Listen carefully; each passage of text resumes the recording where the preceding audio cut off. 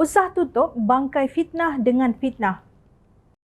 Datuk Seri Anwar Ibrahim memohon untuk memasukkan penghakiman ingkar terhadap Ahli Parlimen Perikatan Nasional Pendang Datuk Awang Solahuddin Hashim atas kegagalannya memfailkan pernyataan pembelaan bagi menjawab saman fitnah oleh Perdana Menteri itu dalam tempoh yang ditetapkan. Anwar memfailkan saman tersebut pada 3 Mac lalu berhubung kenyataan berbaur fitnah terhadap Perdana Menteri itu di lobi Parlimen. Menurut Peguam Anwar, Datuk SN Nair, writ dan tuntutan saman itu telah diserahkan kepada Awang selaku defendant pada 3 Mac lalu. Wakil rakyat PAS itu sepatutnya memfailkan pernyataan pembelaan selewat-lewatnya 21 Mac. SN Nair berkata pihaknya memaklumkan kepada mahkamah mengenai kegagalan defendant untuk memfailkan pernyataan pembelaan dalam tempoh masa yang diperuntukkan dalam perundangan dan memohon penghakiman ingkar direkodkan terhadap defendant. Selepas merekodkan bantahan kami, timbalan pendaftar itu mengarahkan agar perkara berkenaan dibawa ke hadapan Yang Arif untuk tindakan selanjutnya. Namun, tarikh pengurusan kes akan ditetapkan kemudian, katanya seperti dipetik bernama. Anwar selaku plaintiff mendakwa defendant telah membuat beberapa kenyataan yang merujuk kepadanya di lobi Dewan Rakyat semasa mesyuarat pertama penggal kedua Parlimen ke-15 pada 21 Februari lalu. Beliau berkata kenyataan itu telah diterbitkan semula atau menyebabkan penerbitan semula oleh defendant kepada pemberita dan di aplikasi TikTok melalui akaun di bawah nama @asri64 channel. Pada hari yang sama, Portal Malaysia Kini juga turut menerbitkan semula sebahagian kenyataan fitnah daripada audio dan video berkenaan menerusi 2 artikel bertajuk MP PAS, Sikap Pendendam Anwar Lebih Teruk Daripada Mahathir.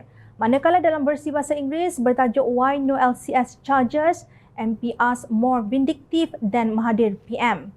Menurut Anwar, kenyataan fitnah itu antaranya membawa maksud beliau mempunyai sifat pendendam serta membalas dendam telah menyalahguna kuasa sebagai Perdana Menteri dan Menteri Kewangan dengan mencampuri, mengganggu serta sewenang-wenangnya mengarahkan agensi penguatkuasaan undang-undang dan pendakwaan di Malaysia untuk agenda politik peribadi. Beliau mendakwa Awang Solahuddin sengaja dan berniat jahat mengucap serta menerbitkan kenyataan fitnah itu untuk menghasut orang ramai serta menimbulkan kebencian peribadi terhadap plaintiff yang kini Ketua Kerajaan Perpaduan yang sah dan komited untuk membasmi segala bentuk rasuah lapor bernama. Mengulas mengenai isu berkenaan, Pengerusi Biro Undang-Undang Amanah Kanun Dr. Zulkarnain Lokman berkata, meskipun mahkamah mendapati kata-kata defendant itu adalah fitnah, tetapi pemfitnah masih lagi boleh melepaskan diri daripada dakwaan fitnah jika mahkamah menerima pembelaannya. Katanya menurut undang-undang ada beberapa keadaan bahawa seseorang itu boleh memfitnah orang lain. Beliau mengambil contoh jika kata-kata fitnah itu diucapkan dalam parlimen atau dalam mahkamah, maka orang itu tidak boleh disaman kerana mempunyai pelindungan mutlak absolute privilege. Katanya undang-undang melihat ada keperluan bagi memberikan pelindungan sedemikian kepada wakil rakyat untuk berucap secara bebas dan untuk saksi memberikan keterangan.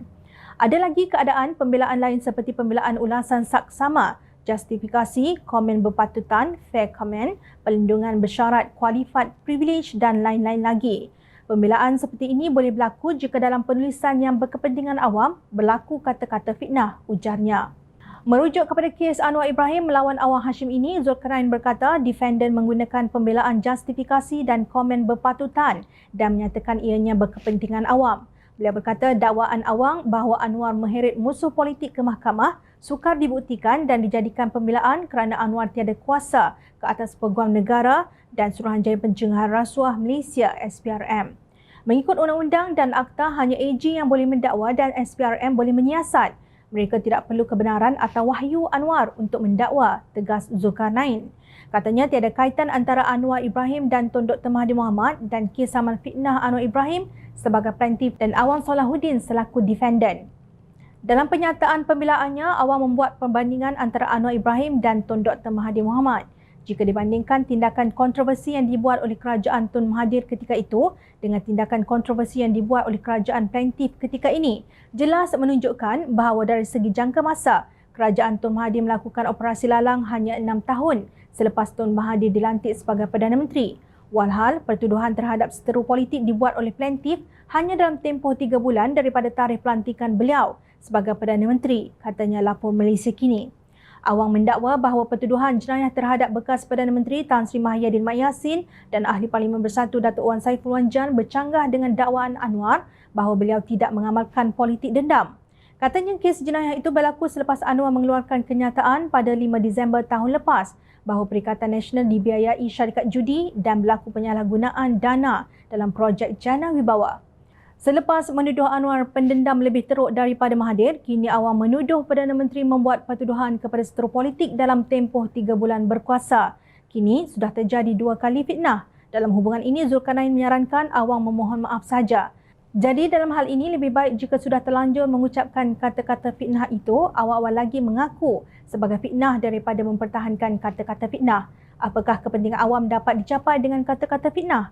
Kalau sudah masuk bicara di mahkamah dan didapati bersalah, nanti kena hadap pula amaun ganti rugi ratusan ribu.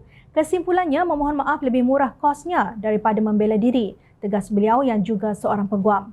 Bukankah dahulu Mahyadin sendiri berkata beliau memberikan kerjasama sepenuhnya kepada Suruhanjaya Pencegahan Rasuah Malaysia SPRM sepanjang siasatan dilakukan terhadapnya berhubung projek Jana Wibawa. Setakat yang saya maklum, saya percaya tiada kesalahan pada pihak saya, tetapi saya serahkan semuanya kepada SPRM untuk perkara ini, katanya seperti dipetik bernama. Hari ini, pengerusi Perikatan Nasional itu didakwa oleh SPRM yang Ketua Pesuruhjayanya, Tan Sri Azam Baki, beliau sendiri lantik. Tiba-tiba Awang Solahuddin pula sentap. Sama ada benar atau tidak dakwaan terhadap Mahyadin dan Wan Saiful, biar mahkamah tentukan berdasarkan bukti yang dibentang oleh SPRM. Jangan cuba kelirukan rakyat, maklumat di hujung jari. Ingat, rakyat sentiasa memerhati.